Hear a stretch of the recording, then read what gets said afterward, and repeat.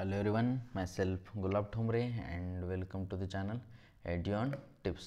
बघा पाठीमागच्या लेक्चरमध्ये आपण पॉलिनेशन बघितलं होतं. पॉलिनेशनचे टाइप्स वगैरे बघितले होते. 3 टाइप्स होते, ऑटोगॅमी, झिटोनोगॅमी अँड झिनोगॅमी. ओके, पाठीमागच्या लेक्चरमध्ये बघितलं. ऑटोगॅमी सेम फ्लावरमध्ये अँड झिटोनोगॅमी सेम प्लांटच्या डिफरंट फ्लावर परंतु सेम प्लांटच्या डिफरंट फ्लावरमध्ये. अँड झिनोगॅमी म्हणजे फ्लावर पण डिफरंट आणि प्लांट पण डिफरंट होते. Okay, that is the झिनोगॅमी.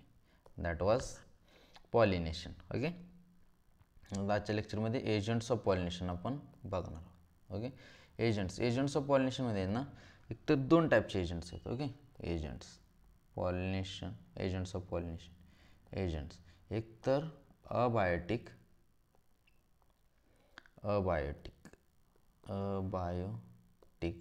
and second one is the biotic. Abiotic मध्ये काय काय येते, जस्ट 1 मिनिट. अबायोटिक मध्ये विंड आणि वॉटर. Just 1 minute. विंड आणि वॉटर. आणि बायोटिक मध्ये मग काय जे ॲनिमल्स वगैरे काय जे येतील सगळे. ओके, ॲनिमल्स मध्ये इन्सेक्ट काय काय जे आहेत तेवढे सगळं बायोटिकमध्ये येणार. ओके, बायोटिकमध्ये विंड आणि water, this 2 are the only.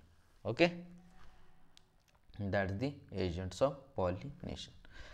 The majority of the plants use biotic agents for pollination. Yes, biotic mostly majority जे आहेत ना, majority are the that is the biotic agents. Pollen grains come in contact with the stigma of the chance factor and wind and water pollination. To compensate for this uncertainties associated loss of pollen grains.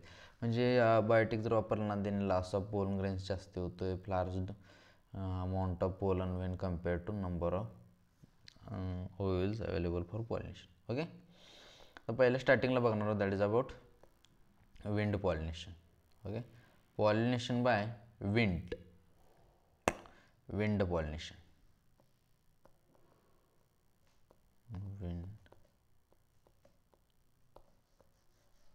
Wind pollination. Pollination by wind is more common amongst abiotic मध्ये more common. Okay, more common water आणि ह्याच्यामध्ये जर बघितलं, water आणि विंडमध्ये जर बघितलं तर that is more common. परंतु ॲक्च्युली बायोटिक मेजॉरिटी. पण अबायोटिकमध्ये जर म्हटलं ना, अबायोटिकमध्ये विंड मोर कॉमन आहे. Okay, wind pollination also requires pollen grains light and non sticky. Okay, pollen grain कसे असले, light and non-sticky. Okay, non-sticky, STICKY, light and non-sticky, so that they can be transported to wind current. They often possess well exposed stamens असले पाहिजेत, so that the pollens easily dispersed. म्हणजे एकदम suppose इकडून असे pollen grain झाले तर अशा एकदम म्हणजे एकदम आल्याला लगेच हे झालं पाहिजे. सो वेल एक्सपोज्ड म्हणजे एकदम व्यवस्थित एक्सपोज झालेलं असलं पाहिजेत. म्हणजे जर व्यवस्थित एक्सपोज झाले नसतील तर थोडंसं डिफिकल्ट होऊ शकते. सो वेल एक्सपोज झाले पाहिजे, वेल एक्सपोज्ड स्टेमन्स असले पाहिजेत. Well exposed stamens. Okay, well exposed stamen. Okay, stamens. Pollen grains dispersed in to the end currents. म्हणजे स्टिग्मा पण वेल एक्सपोज्ड असला पाहिजे आणि स्टेमन म्हणजे इथून पण वेल एक्सपोज्ड म्हणजे इझिली निघले पाहिजे स्टेमनमधून. Okay, and large stigma easily trap the born म्हणजे स्टिग्मा जो आहे ना, स्टिग्मासुद्धा लार्ज असं थोडासा मोठा असला पाहिजे, असं मोठा फिदरी एकदम इझिली लगेच ट्रॅप करावा असा. ओके, एकदम large feathery, often large feathery, FEATHERY feathery stigma. Okay, stigma म्हणजे स्टेमनमधून इझिली निघाले पाहिजेत आणि स्टिग्मावरती इझिली रिसेप्टेबल असं असलं पाहिजे. Wind pollinated flowers often have single oval in each ovary and numerous flowers packed into the inflorescence. Okay, that the म्हणजे single oval असते ह्याच्यामध्ये, मोस्टली जे असते ना सिंगल ओव्हल असलं पाहिजे. ओके, कॉर्न कॉब ह्याचं एक्झाम्पल काय, that is the corn cob. Okay, Corner of the tassels you are nothing but stigma style which wind to pollen grains. Wind pollination is quite common in grasses.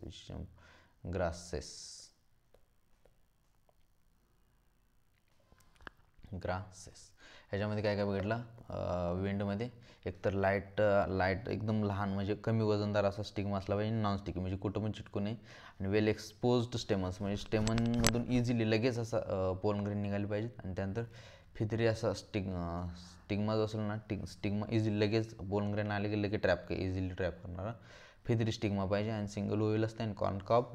आणि ह्याचं mostly जे pollination होतं ना wind pollination is more common in grasses. Okay done. आणि नंतर pollination by water. Pollination by water. Pollination by water.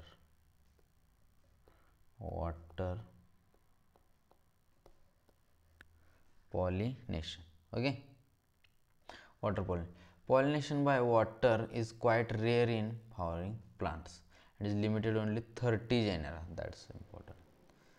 30 genera. Okay, 30 genera. Mostly monocotyledons. Okay, mostly monocotyledons. Mostly monocotyledons. Mostly monocotyledons. Okay, mostly monocotyledons. As against this, you would recall that water is regular mode of transport among the lower groups such as algae, bryophytes, pteridophytes. It is believed that particularly for some bryophytes and pteridophytes, their distribution is limited because need of water for transport of male gametes for fertilization. हे आपल्याला already know. Some examples of water pollinated plants are Vallisneria and Hydrilla. As examples काय Vallisneria and Hydrilla. Vallisneria and Hydrilla, which grow in freshwater and several marine seagrasses such as Zostera. Okay, several marine seagrasses. That another one is the Zostera. Which grow म्हणजे freshwater चे कोणकोणते, that is the Vallisneria and Hydrilla are the freshwater, and Zostera is the marine.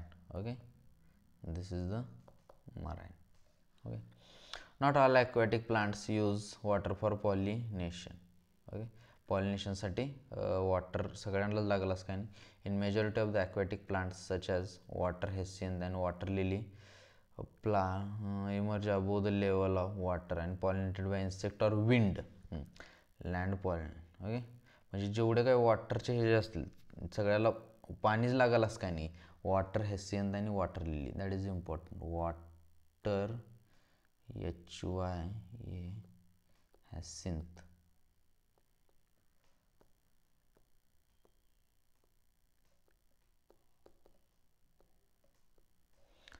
Water lily. एक तर ह्यांच्यामध्ये कसं होतं आहे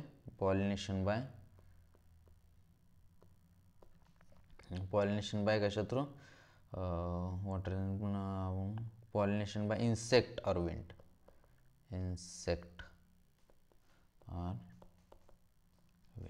okay, insect और विंड.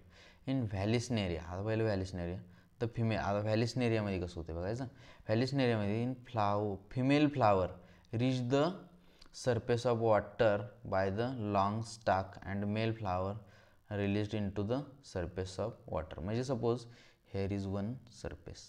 आता हे व्हॅलिस्नेरिया बद्दल चालू आहे.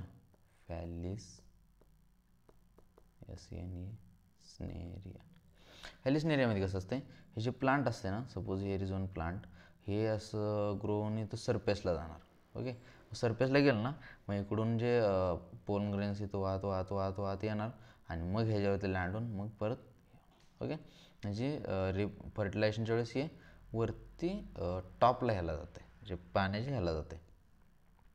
Pollen release on to the surface of water. They are carried passively by water currents. Some of them eventually reach the female flowers and stigma. Okay, हे झालं ह्याचं. व्हॅलिस्नेरिया झालं. त्यानंतर another group of water sea grasses sea grasses female flower. तर sea ग्रासेसमध्ये कसं होतं, sea ग्रासेसमध्ये काय होते, female flowers remain submerged. Okay, म्हणजे सपोज हे रिझन हे, तर फिमेल फ्लावर्स सबमर्ज्ड राहणार इथं. ओके, त्याला काय फरकच नाही, सबमर्ज्डच राहणार. Okay, water and pollen grains are released inside water. मग इथून पोलन ग्रेन्स अशी इथं हुडकत येणार, हुडकत आणि इथं येऊन मग fertilisation. Okay, pollen grains in many such species long ribbon like, म्हणजे असे लॉंग रिबन लाईक असतात. हे इथं ribbon like they carried passively inside the water. Some of them reach the stigma and achieve the pollination. In most of the water pollen species, pollen grains are protected from wetting mucilaginous covering. Both wind and water pollinated flowers are not very colorful and do not produce nectar. कारण याला गरज नाही आहे ना, असं काय नसते की कलरफुल किंवा नेक्टर वगैरे असते, असं काय याच्याजवळ नसते. That's all about abiotic. Okay, काय काय होतं, पॉलिनेशनचे जे एजंट्स आहेत दोन टाईप आहेत, एक तर अबायोटिक आणि बायोटिक. अबायोटिकमध्ये विंड आणि वॉटर होतं. ओके, बायोटिकमध्ये जे होतं ना, that is animals mostly majority. आणि अबायोटिकमध्ये जे होतं विंड आणि वॉटर. पहिल्या स्टार्टिंगला विंडमध्ये होतं, एक तर त्याचा पोलन ग्रेन कसं असलं पाहिजे, लाईट आणि नॉन स्टिकी असलं पाहिजे आणि वेल एक्सपोज्ड स्टेमन असलं पाहिजे. ओके, आणि त्याचा जो स्टिग्मा असेल ना, स्टिग्मा आहे ते एकदम एक्सेप्टेबल वगैरे असला पाहिजे आणि सिंगल ओवेल असते, कॉर्नकॉप. आणि हे मोस्टली जे कशामध्ये सापडतं, दॅट इज ग्रासेसमध्ये सापडतं. हे झालं विंडचं खतम. आता वॉटर पॉलिनेशनमध्ये आहे ना, हे एकदम व्हेरी रेअर आहे, म्हणजे एकदम रेअर आहे. हे 30 जेनेरामध्ये सापडते, मोस्टली मोनोकॉटिलिडन्समध्ये सापडते.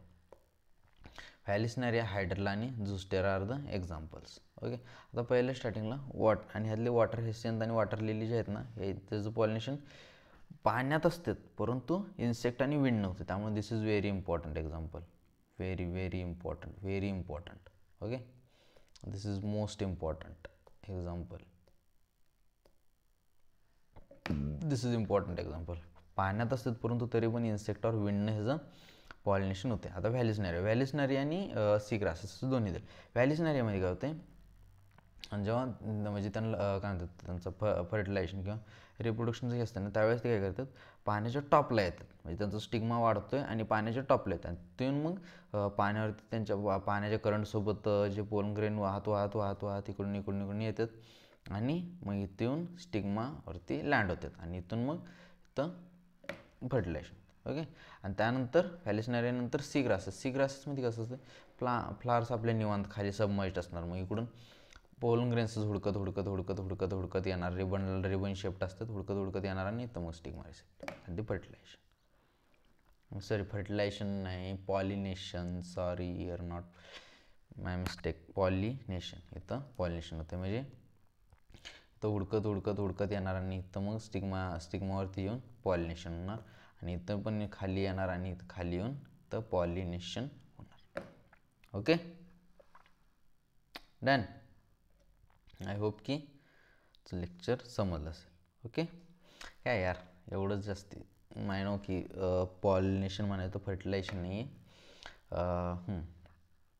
स्टिग्मा, वेल एक्सपोज्ड स्टेमन असला पाहिजे, फिदरी स्टिग्मा वगैरे असला पाहिजे आणि सिंगल ओवेल वगैरे. ओके, त्यानंतर 30 जेनेरा मोस्टली मोनोकॉटिलिडन्स, व्हॅलिस्नेरिया, हायड्रला आणि झुस्टेरा.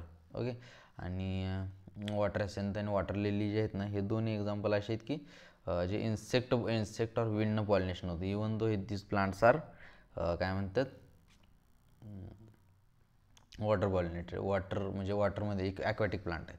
नंतर व्हॅलिस्नेरिया आणि सी ग्रासेस. व्हॅलिस्नेरियामध्ये काय होते, हे ॲक्च्युली पाण्याच्या खाली सबमर्ज्ड असते, परंतु जेव्हा त्याला काय म्हणतात पॉलिनेशनचा पिरियड असतो ना, त्यावेळेस ते वरती येते, म्हणजे एकदम पाण्याच्या टॉपला येतं आहे आणि टॉपला येऊन परत मग वरून पाण्यावरती तरंगत पोलन ग्रेन्स येतात आणि मग पॉलिनेशन होते. आणि त्यानंतर सी ग्रासेसमध्ये काय होते, फ्लावर आहे ते एकदम निवांतपैकी खाली सबमर्ज्ड राहणार, अजिबात कुठं हालत नाही. मग तिकडून पोलन ग्रेनच हुडकत येतात. ओके, दॅट्स ऑल, खतम. Okay, thank you so much, bye. Next लेक्चरमध्ये आपण बायोटिक एजंट्स बघूया.